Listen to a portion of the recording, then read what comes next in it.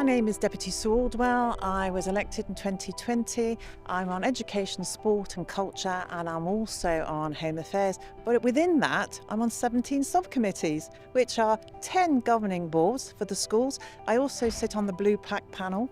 And in Home Affairs, I am the lead on domestic abuse and sexual violence. My grandfather was a constable at St Martin's, my great-grandfather at the Forest, and I took up the mantle at Torterville, and I became the constable there running the administration, and this was the next step up.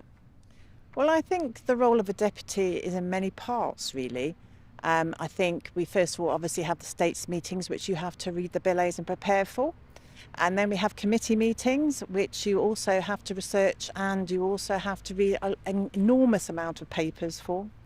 And then we have your constituents work, which can be in emails, it can be a phone call, you have to deal with those.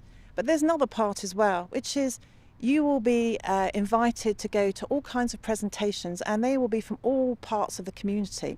They could be in the morning first thing, or they could be during the day, or they could be the evening. And then of course, obviously you have all your emails to answer as well of an evening. So there's quite a bit of work involved in being a deputy. You have to be organised. That is the main thing. You also have to have a love of reading, because you're going to have copious amounts of reading. They're going to be very technical. You can have between 100 papers or 1,000 papers on a really, really busy week. You're going to have to listen, you're going to have to learn, and you're going to have to research. And when you make some very, very difficult decisions, they are going to have to be evidence-based. And trust is everything. Time allocation is really, really important, and you're going to have to fit it in with your family. I know that I have my diary, which is really, really important. Everything is put in there because I'm going to have to organise my committee meetings. I'm going to have to organise my states meetings. Of an evening, I'm going to have to catch up on my paperwork. I'm going to have to catch up on my emails. And if you have children, you have to make sure that you have a good support system at home, because they are vital. So I'm incredibly proud this term of being part of Home Affairs, their representative for domestic abuse and sexual violence. And in that, we have brought legislation for domestic abuse. We've brought in a SARC, a sexual assault referral centre. We are now working with having a new refuge. The plans are being drawn up.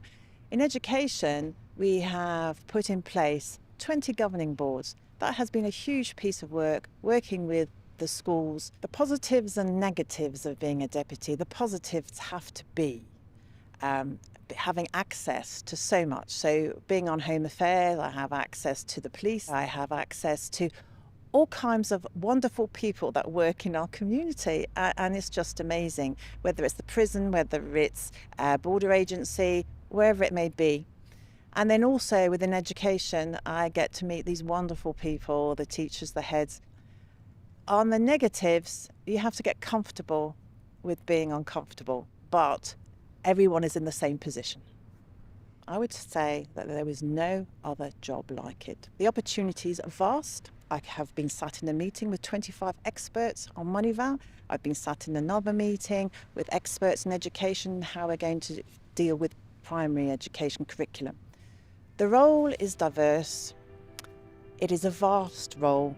You have the opportunity to do all kinds of things. The door is open. Stand.